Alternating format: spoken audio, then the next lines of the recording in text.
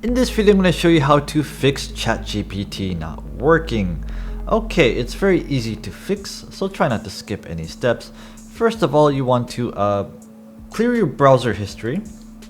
So open your browser. I'm using Chrome. Right click on the three dots. Scroll down into history. See the history here. You want to delete browsing data.